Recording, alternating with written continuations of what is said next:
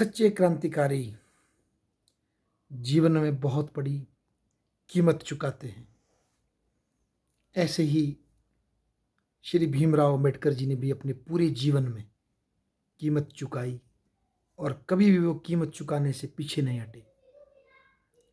अंतिम समय तक, जन्म से लेकर जब से उन्होंने समाज में जाति व्यवस्था का दंश सहा छात्र जीवन में, और उसके पश्चात जब उन्होंने अध्ययन करने के लिए जो स्ट्रगल किया, उसके लिए स्कॉलरशिप का प्रयास किया, अपनी पीएचडी करने के लिए अमेरिका और इंग्लैंड जैसी जगहों में गए, तो उस दौरान उनकी फैमिली की क्या आर्थिक स्थिति थी, किस दुर्दशा में वो जिए, कितनी संतानें उनकी मर गई, ये सब उनके सेक्रीफाइस थे।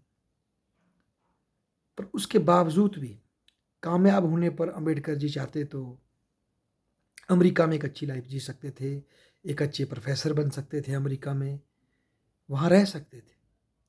पर उन्होंने भारत वापस आना चुना और भारत वापस आकर उनको कोई फूलों की सेज नहीं मिली, कांटे ही मिले।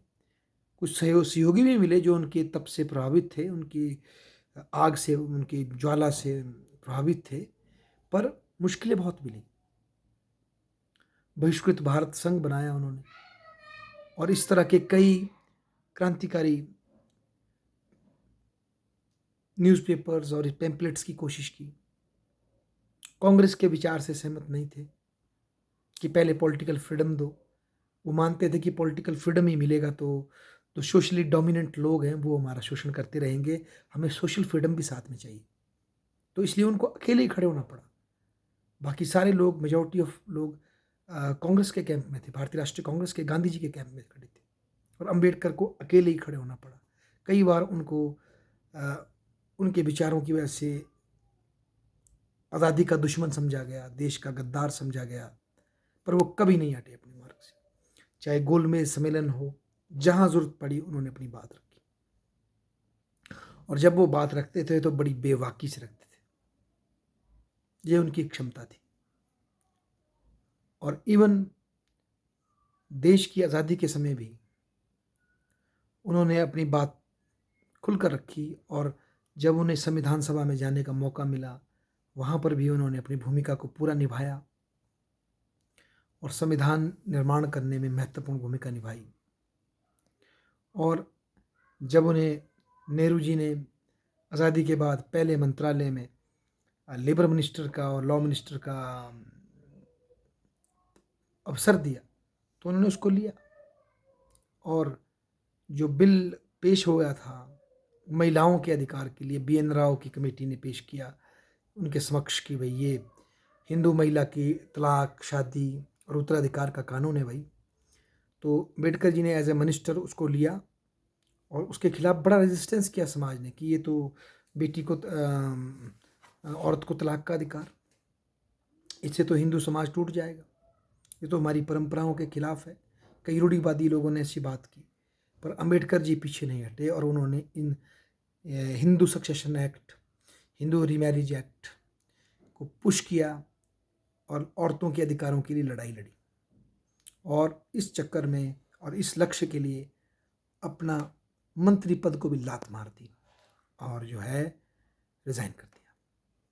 चाहते तो वो बड़े आराम से कॉम्प्रोमाइज़ करके बैठ सकते थे, पर जो वो सच्चे रेवोल्यूशनरी थे तो समझौता करना उनकी डिक्शनरी में था नहीं, तो उन्होंने वहाँ भी त्याग किया।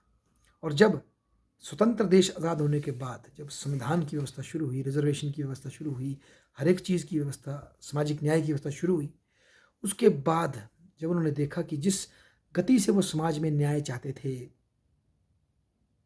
जिस गति से वो एक स्वतंत्र भारत में सामाजिक समानता चाहते थे, वो प्रफुल्लित नहीं हो रही थी। और सबसे ज़्यादा हर्ट हुए वो उन लोगों से जिनको उन्होंने अपना समझा। उन लोगों ने, अब रिजर्वेशन की व्यवस्था में नए इलीट्स पैदा हुए जो कि अब सत्ता के नशे से खुश थे कि हमें अब विधायक बनने का मौका है, हमें अब मंत्री बनने का मौका है। तो ऐसे में उन लोगों ने अपने व्यक्तिगत जीवन की तरफ फोकस किया, ना कि अपने पिछड़े हुए समाज को, अपने भाइयों को साथ में आगे ले जाने के लिए फोकस किया। इस बात से भी अम्बेडकर बहुत हर्ट हुए और समस्त हिंदू समाज से भी नाराज थे कि आप भी उस गति से समाज सुधार नहीं कर सकते। तो इस दंश को देखते हुए उन्होंने कसम खाई कि मैं जन्म से तो हिंदू हूँ, पर हिंदू मरूंगा नहीं। तो ऐसे में उन्होंने अंत में स्वयं को एक नए पंथ में जोड़ा। और ये उनकी ही महानता है, अम्बेडकर जी की महानता है कि इतने कांटे झेलने के बावजूद उन्होंने हिंदू धर्म को तो छोड़ा होगा, ब्राह्मण धर्म को छोड़ा होगा, पर भारतीय संस्कृति को नहीं छोड़ा। उन्होंने बुद्ध धर्म में विलय किया, बुद्ध धर्म को अपनाया, जो कि भारतीय संस्कृति की धरोहर है, उससे बरखिलाफ नहीं गई। वो चाहते तो वो क्रिश्चियनिटी में बड़े आराम से जा सकते थे, वो चाहते तो वो इस्लाम का पूरा ऑफर था, वो कन्वर्ट हो सकते थे, जा सकते थे, निज़ाम की ओर से फुल ऑफर था, पर नहीं, उन्होंने भारतीय संस्कृति को ही चुना, क्योंकि शायद उन्हें पता होगा कि भारतीय संस्कृति केवल संकीर्णता से भरी नहीं है, इसमें बहुत पॉजिटिव चीज़ें भी हैं। पर दुर्भाग्य है कि लोग उसका अध्ययन नहीं करते, और यही उनकी स्टडी में मिलता है, जो उन्होंने एंशिएंट टाइम में कई बुक्स लिखी है उसके बारे में।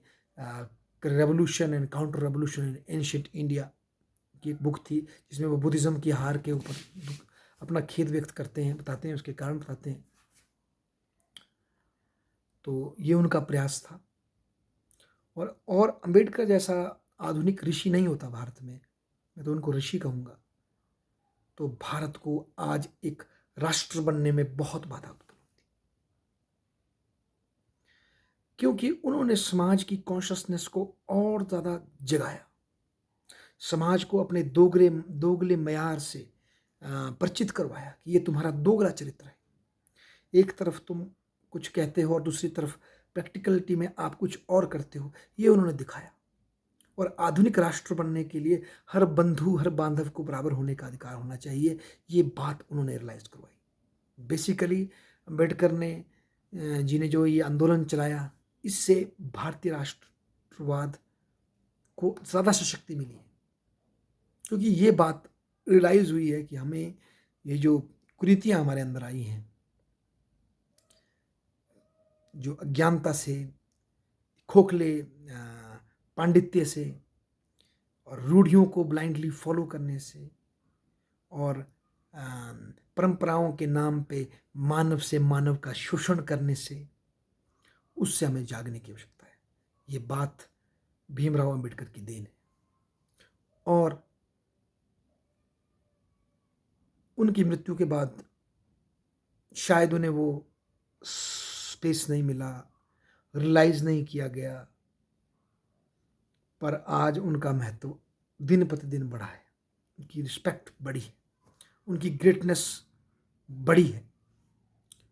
और इवन पार्टीशन के संदर्भ में जो उन्होंने किताबें लिखी है, और कितना बेबाकी से और कितना सच वो बोलते हैं, हिंदू समाज में प्रचलित कुरीतियों के विषय में वो अपनी बात रखते हैं। हो सकता है कोई उनकी फिलोसॉफिकल इंटरप्रिटेशन से सहमत हो ना हो, पर एटलीस्ट जो उस व्यक्ति ने फील किया वो उन्होंने बिल्कुल निष्पक्ष होकर, बिना किसी लाग लपेट के साफ रखा। अम्बेडकर एक ऐसी आग है जिसके समीप किसी भी तरह की का अंधेरा पनप नहीं समझ सकता। जहाँ भी उस ऋषि ने अपनी ज्वलित दृष्टि को डाला, वहीं से अंधेरे का क्या हो गया, नाश हो गया। ये उनकी बहुत बड़ी देन है भारतीय राष्ट्र को। एक बार फिर से उस महापुरुष को नमन है। धन्यवाद।